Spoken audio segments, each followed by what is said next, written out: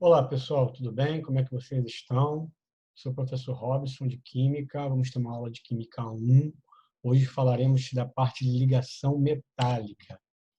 Então, para nós falarmos de ligação metálica, né, nós temos, logicamente, falar sobre os metais, as características dos metais, né, que nós vimos, né, quando nós estávamos estudando ligação iônica, que eles têm a tendência de perder elétrons. Então, eles têm esses elétrons livres, eles têm a capacidade, né, de formar cátions. Como eles perdem elétrons, eles precisam perder elétrons para se estabilizar, eles formam cátions.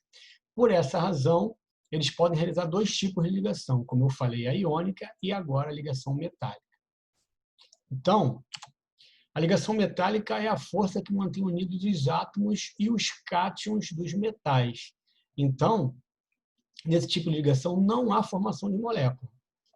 As ligações entre metais não são explicadas por meio de compartilhamento nem transferência de elétrons, como era feito com a ligação iônica e a covalente.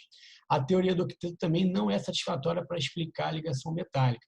Para entendermos a ligação metálica, nós vamos ter que ter a noção do seguinte: como os metais eles têm a tendência em perder elétrons, então esses elétrons eles ficam ali em torno dos átomos, né, o que a gente chama de mar de elétrons, ou teoria de nuvem eletrônica. Então, esses elétrons livres que dão a característica da ligação metálica. Então, os metais, né, como nós vimos quando estávamos estudando tabela periódica de ligações, eles possuem de 1 a 3 elétrons na camada de valência, ou seja, né, eles têm a tendência de doar esses elétrons.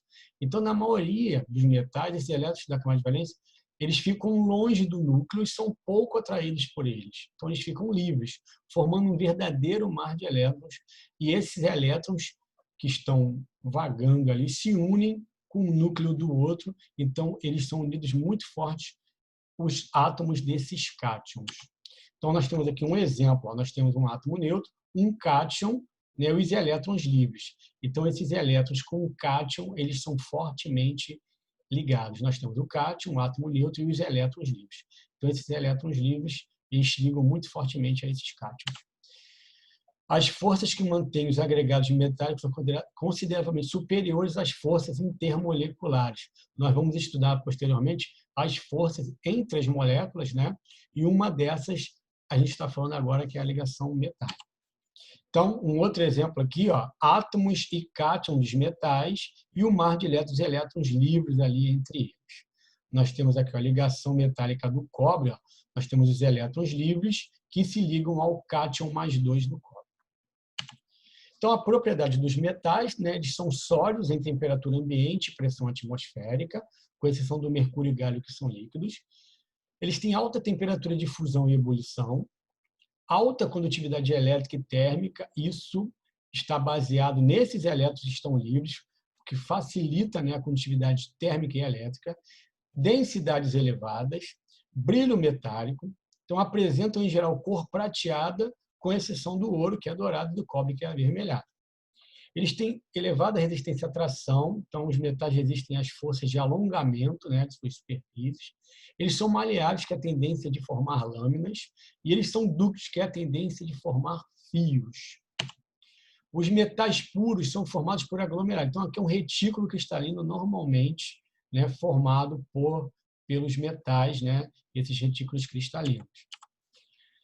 Os metais são capazes de formar as ligas metálicas, que são materiais formados pela mistura de dois ou mais componentes, dos quais pelo menos, um deles é um metal, e o metal deve ainda ser encontrado em maior quantidade na mistura.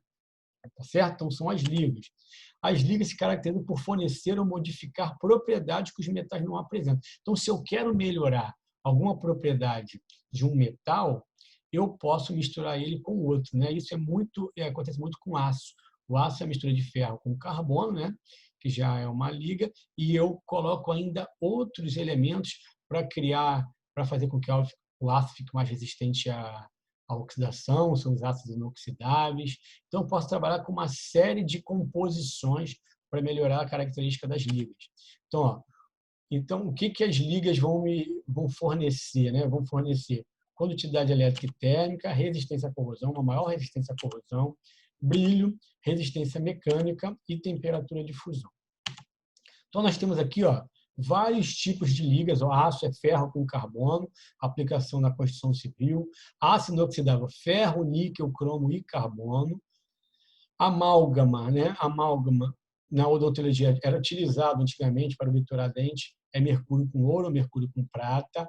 Latão, que é mercúrio de cobre com zinco, a mistura. Bronze, né? Medalha de bronze, a mistura de cobre com estanho. Ouro 18 quilates, que é a maioria das joias, né, que a gente encontra nas joalherias. Eu tenho a mistura de ouro com prata, né? O ouro 18 quilates, que a gente compra na joalheria, ele não é puro. Puro é um ouro de 24 quilates. Esse aqui tem 18, que é a mistura de ouro com prata, porque o ouro, somente o ouro, faria com que essa joia fosse muito molenda. Então, isso serve, melhora a moldagem da joia. E solda é a mistura de chumbo com estanho. Então, nós temos um exemplo aqui, tendo conhecimento de como as ligações químicas se formam, podemos entender as propriedades dos compostos e imaginar como os cientistas projetam novos materiais, novos remédios, produtos químicos para a agricultura e polímeros usados em artefatos como CD, telefone, celulares e fibras sintéticas, tornando-se possíveis porque os químicos entenderam que os átomos se ligam em formas específicas. Com base nos diferentes tipos de ligação química, quais as ligações químicas responsáveis pela existência das substâncias? Sódio metálico, sal de cozinha, ácido muriático e gás oxigênio. Então, o sódio metálico, eu só tenho o metal, né? Só o metal, então vai ser a ligação metálica. O sal de cozinha, o sódio é um metal, o cloro é um metal, metal com a metal, a ligação é iônica. Ácido muriático é o ácido clorídrico, eu tenho hidrogênio e cloro, os dois são ametais, então ligação covalente. E o gás oxigênio também são dois ametais, ligação covalente também. Então a resposta é letra E, metálica, iônica, covalente e covalente.